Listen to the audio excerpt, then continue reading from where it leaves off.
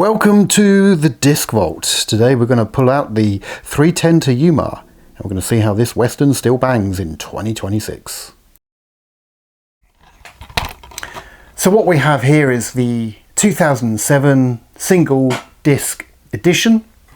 There's not a great deal inside the case. In my copy anyway, there's just the disc, which is fine. I'm quite happy with that. And on the back we've obviously got the features that are on the bonus content of the disc, and some of that's really good. I've watched that. That's a lot of background action regarding the stunts and the sets and how they were put together, which I find quite interesting. One of the things I like about DVDs is all those extras that you do get in them. So yeah, there's a nice lot of bonus content within this DVD. This is also in the widescreen, anamorphic widescreen format. So this is at 2:3:5 to 1, which means you get the black bars above and below. It's in the widescreen. That is my preferred way to watch movies. I like a widescreen, particularly on a DVD, because we don't get the higher resolution that obviously you get with a 4K or a Blu-ray.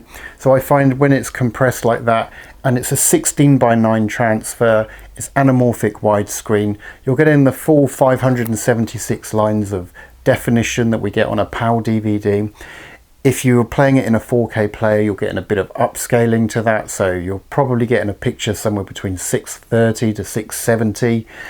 It looks very fine within those black bars. This actually plays very well, and you'll find a lot of those mid to later 2000s DVDs.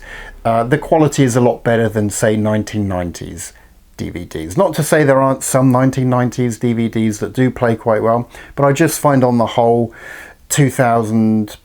mid 2000s to late 2000s, they were playing quite well. So this is a very good quality. The soundstage is also fantastic on it.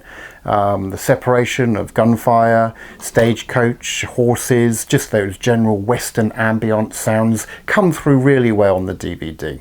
So I would put it to anyone that this will give you a great night's entertainment if you enjoy watching your movies, and it will be on par with anything that you're going to get streaming.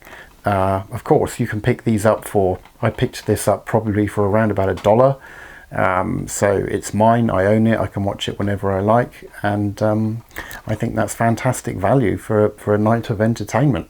Okay, so just a little bit about, obviously, the actors. Obviously Russell Crowe. I don't think we need to talk too much about Russell Crowe.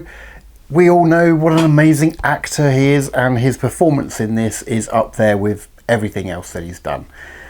One of Christian Bale's lesser known roles, however, he just absolutely blows the part away that he plays.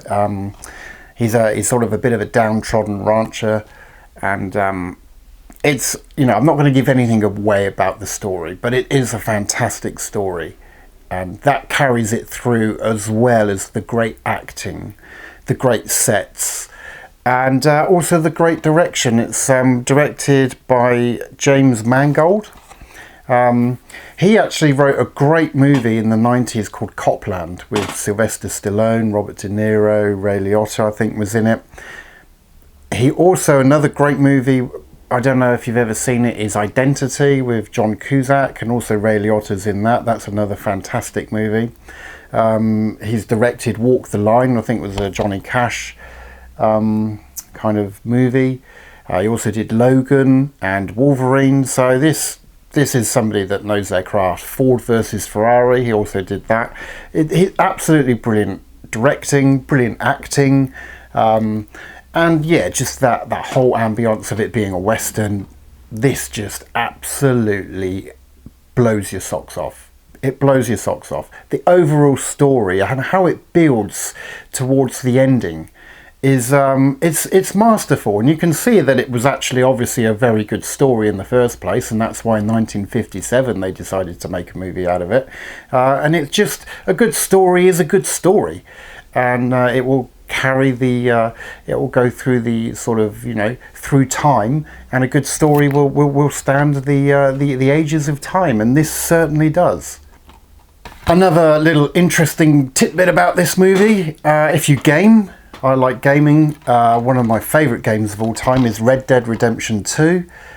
So Red Dead Redemption 2 a lot of it was based on this movie, or let's put it this way, it wasn't necessarily based on the movie, but this movie helped inspire certain elements within that game. And if you play that game, or you've ever played it, and you watch this, you'll see how it interlinks and it interdoves so well, and how they got some ideas for the game. So yeah, that's just another little side thought on this movie.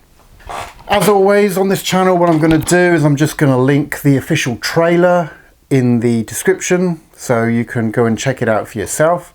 Obviously, if you can get it on 4K, that's going to be fantastic, or Blu-ray.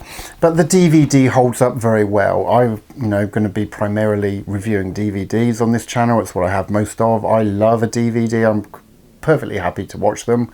I get a tremendous amount of enjoyment out of them. And perhaps later down the track, I'll show you some little things to look for when you're purchasing something to watch your DVDs on, or even if you're buying a DVD itself, what things to kind of look out for on the back of the case that you can find.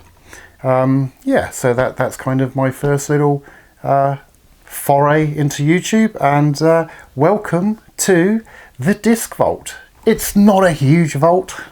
There are bigger vaults out there, but it's my vault, and you know, it's going to be good. I'm looking forward to doing this. I'm going to try and do one a week, and we'll see how that goes. And yeah, if you could like and subscribe if you found that this was something you'd like to see more of, definitely. That would be wonderful, and it would really help me a lot. So thank you ever so much for your time, guys. I really appreciate it. And until the next one, I will see you then. Cheers.